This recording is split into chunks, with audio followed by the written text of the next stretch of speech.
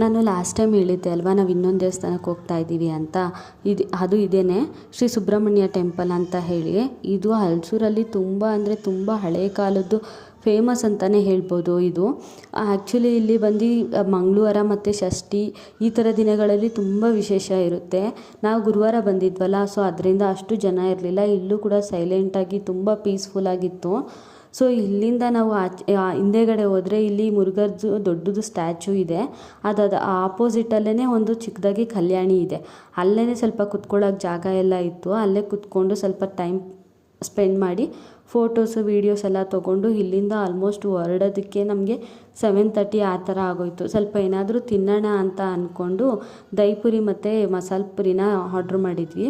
So ಪಕ್ಕದಲ್ಲೇ ಒಂದು tea ಅಂಗಡಿ ಇತ್ತು. ನೀವೇ ನೋಡಿ ಅಲ್ಲಿ ಎಷ್ಟು ಜನ ಇದ್ದಾರೆ, ತುಂಬ ಫೇಮಸ್ ಅಂತೆ ಇಲ್ಲಿ. ನಾವು 2 ಟೀ ತೊಗೊಂಡು 1 ಬಜ್ಜಿ ತೊಗೊಂಡಿದ್ವಿ.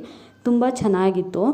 ಇಲ್ಲಿಂದ ನಾವು ಮೆಟ್ರೋಗೆ ಹೋದ್ವಿ. ಮೆಟ್ರೋಲಿ ನೋಡಿದ್ರೆ ನಮ್ಮ ಹಸ್ಬೆಂಡ್ ಬಂದಿದ್ದರು ಪಿಕ್ ಮಾಡೋದಕ್ಕೆ ಅಂತ ಹೇಳಿ. ಹಾಗೆ ಅವ್ರ ಜೊತೆ ಹೋಗಿ ನಮ್ಮ ಅಮ್ಮ ಮನೆಗೆ ಹೋಗೋಣ ಅಂತ ಹೋಗ್ತಾ ಇದ್ವಿ. ಅಲ್ಲಿ ಇವತ್ತು ಸೀತಾರಾಮ ಕಲ್ಯಾಣ ಅಂತ ಮಾಡಿದರು. ತುಂಬ ಅಂದರೆ ಅದು ಕೂಡ ತುಂಬ ಚೆನ್ನಾಗಿತ್ತು. ಅಲ್ಲೇ ಪ್ರಸಾದ ಕೊಟ್ಟಿದ್ದರು. ಅದನ್ನೇ ಅಲ್ಲೇ ಡಿನ್ನರ್ ಮುಗಿಸ್ಕೊಂಡು